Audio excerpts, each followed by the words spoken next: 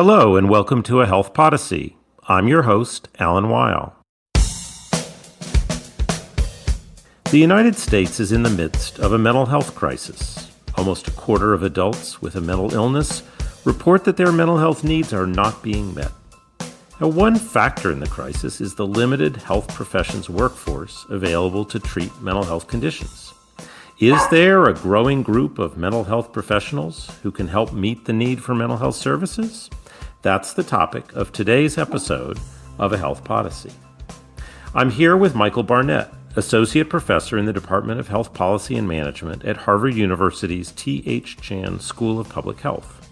Dr. Barnett and co-authors published a paper in the September 2022 issue of Health Affairs assessing trends in the supply of mental health care practitioners, including psychiatrists and nurse practitioners, serving Medicare enrollees. They found that between 2011 and 2019, the number of psychiatrists serving the Medicare population decreased, but the number of nurse practitioners increased. In today's episode, we'll talk about these findings and whether psychiatric mental health nurse practitioners can help fill the gap in health professions' capacity in the United States. Dr. Barnett, welcome to the program. Thank you for having me. I'm really looking forward to talking about this paper. This is such an important topic, and we know that we don't have enough people trained to meet the needs of the mental health needs of the population. So you're really much more knowledgeable in this area than I am. Can you just give me the sort of overall landscape? What do we know about the need for mental health services in the United States and whether or not we're able to meet those needs? Yeah, Alan, this is obviously such an important issue. I imagine that almost anybody listening to this podcast has family members or themselves have experienced how hard it is to actually get access to mental health care and just how ubiquitous it is. One thing we know is that since 2020, since the pandemic started, the share of US adults that have reported symptoms of anxiety or depression, depending on kind of when you look and what data you use, has probably at least doubled, maybe even tripled or more. And that's in the setting of a situation where before the pandemic, we had a big problem already, that only a small fraction of people with mental illness who needed treatment actually received it or saw a healthcare professional. And even though we don't specifically look at a sub-issue like addiction in this particular paper, it's even worse for that particular problem, which is also a growing public health need in the country and has been for many decades. So the situation before the pandemic was really quite dire. And then when we went into the pandemic, the demand for these services probably doubled at least, with no change in supply. If anything, actually a decrease in the supply of mental health professionals who are in the workforce and available to treat. There are a lot of different kinds of professionals who can treat different aspects of mental illness and mental distress. I'm sure we can't get into all of it here, but can you just give me a sort of a thumbnail? Who does what kinds of professionals are capable of providing what sorts of services? Yeah, so like in every realm of healthcare, there are many, many different professionals. It's definitely much more than, say, physicians and nurses. In mental health, as a primary care doctor myself, I'd be remiss if I didn't point out that actually primary care providers are the most common professional treating mental health conditions, certainly with prescriptions in the US. However, of course, primary care doctors are not solely treating mental health conditions and have quite a bit on their plates otherwise. And they're not mental health specialists, even though many of them are very well equipped to treat common and mild to moderate symptoms of common mental health issues. But when you need specialty care, we can generally divide the group into prescribers and non-prescribers, and we focus on prescribers in this paper. And that's basically 2.5 professionals. There's, of course, psychiatrists who are doctors who specialize in mental health. And in this paper, we look at this emerging professional category who call themselves psychiatric mental health nurse practitioners. And they are nurse practitioners who really function as psychiatrists in their professional care, the same way nurse practitioners who are primary care clinicians will function as primary care, a counterpart to primary care physicians. In a few states, 5 states, actually psychologists can in fact prescribe. but actually they're not doing that much prescribing right now. We don't know a ton about exactly what they do, but it just shows you actually how dire the mental health shortage is, that in several states they've actually empowered this entirely different group to prescribe. And then in the non-prescribers, we have, of course, psychologists that I mentioned, and social workers, as well as mental health counselors. And they provide therapy, talk therapy, and lots of other different kinds of therapy, like cognitive behavioral therapy or CBT. Well, let's jump into what you found, because it's pretty striking given the shortage we have of personnel. Tell us the overall findings with respect to prescribers and the trends in who's treating Medicare enrollees. I was very surprised by our findings too. I knew to expect that, in almost every one of these workforce papers where we look at nurse practitioners or physician assistants, we know that this is an exploding workforce that's grown enormously in the past 2 decades. And what I was surprised by for this group, which we call PMHNPs, is that their number grew more than doubled, grew by 162%.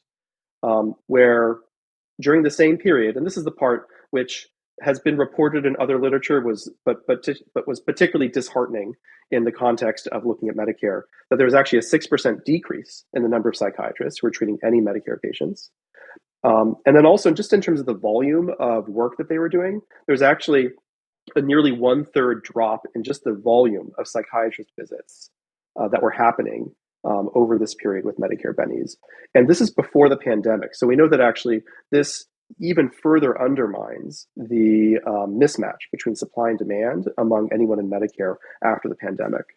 Luckily, because the psychiatry NP workforce doubled during this period, they actually offset that decrease in visits so that it wasn't quite as bad, so that the total number of visits available that happened with a mental health prescriber dropped by about 10%. But still, that's a drop in a set of care that we know is in great demand and is, if anything, increasing pre-pandemic and now exploded since 2020. So you have this growing health profession workforce in a subset of the workforce that's growing. You looked at who they're treating and what sorts of care they're providing. Can you tell me a little, who is it? Your average Medicare enrollee who's treated by a PMHNP? As far as we can tell, the types of patients that were treated by NP mental health specialists were pretty similar to the ones treated by psychiatrists. This is, it's a perennial question in health services research, kind of comparing the nature of practice of NPs to psychiatrists, because there's always concerns about whose turf is what, and are nurse practitioners and psychiatrists, or nurse practitioners and physicians providing equivalent care, or how can we compare them? We found that psychiatrists were more likely to treat patients with more mental health conditions, so more complex than nurse practitioners. And also, they're much more likely to be located in urban areas, which is consistent with what we know about physicians really are, if anything, kind of getting depleted out of rural areas, and that gap is being filled by non-physicians like nurse practitioners and PAs or physician assistants. Well, I want to talk some more about these urban-rural differences and get into some of the policy factors associated with practice. We'll cover those topics after we take a short break.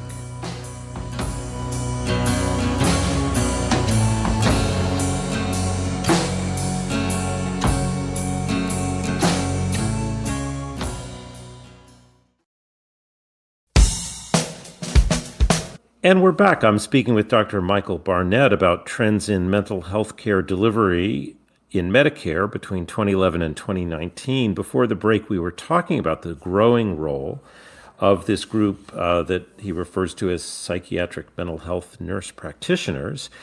Before the break, you noted the urban-rural split in the practice for psychiatrists.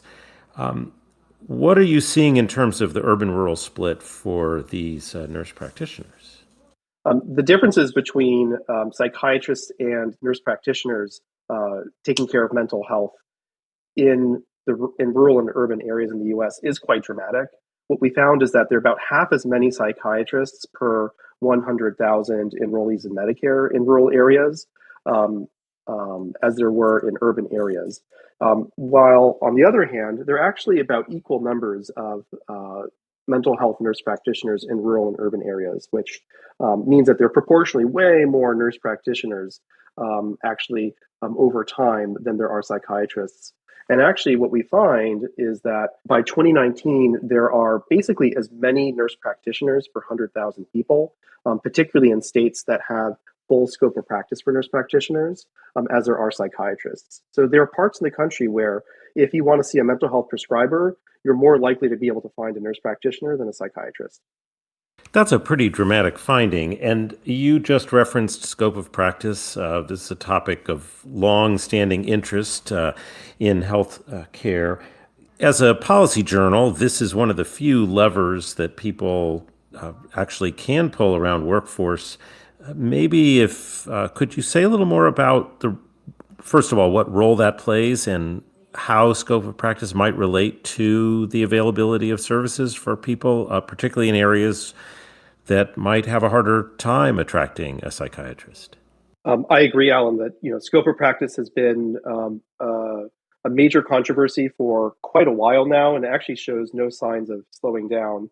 What we mean by scope of practice is really the extent to which non-physician prescribers, like nurse practitioners or physician assistants, though in this case, really what we're talking about is nurse practitioners, the extent to which they're able to have completely independent practice without any supervision or other layers of approval necessary for them to, basically put up a shingle and just operate their own office the same way a physician with the same level of the same type of specialty would practice. And there are quite a number of varied regulations across the country that put various limitations on whether nurse practitioners need to be supervised by a physician or put in a certain number of hours of supervised work before they're able to practice independently. And we don't need to get into all of that. But what we did do in this particular paper is we looked at states where basically there are no restrictions on NPs being able to prescribe and just practice on their own, versus states where there are some level of restrictions such that they can't really just go into that state, move there, and just open up their own shop. It's been a fairly consistent finding that in states with full scope of practice, there are more nurse practitioners and they practice more independently, not surprisingly.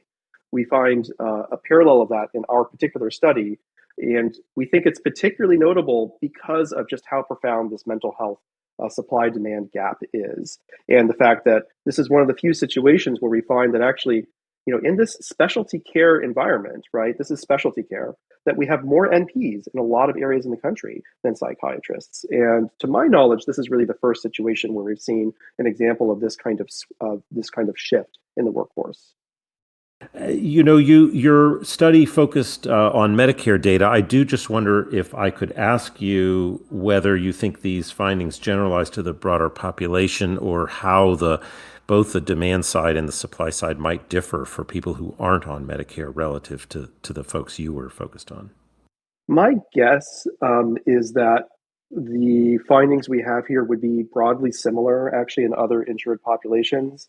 The exception, of course, is I think among those with private insurance, which of course is going to be the most generous, my guess is that this disparity between psychiatrists and nurse practitioners might not be quite as stark, that that there are many more psychiatrists who are accepting private insurance and continuing to do so.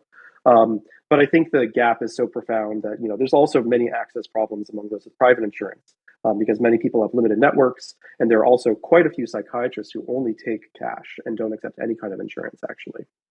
So I don't think this would be the case in every specialty across every geography, but I think we are likely to see the same pattern when people look at this pattern in other data sets, which I'm sure will be happening, in the next year or two.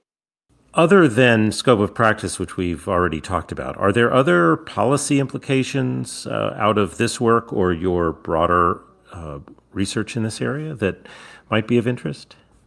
I think there are a couple of policy areas that this can also inform.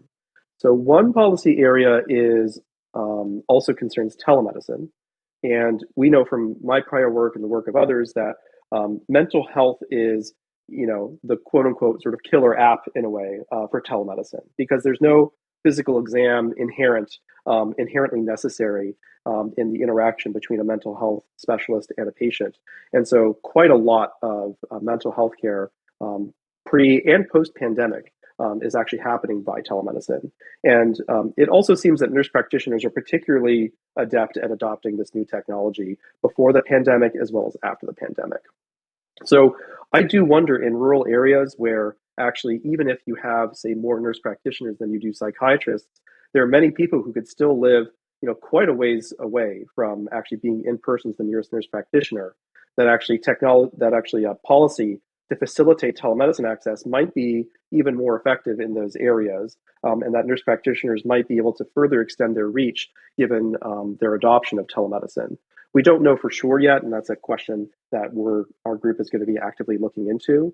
But I think that this is, as we debate the future of telemedicine policy after the public health emergency for COVID-19 evaporates, and then the telemedicine policy landscape changes, this is one area to watch closely.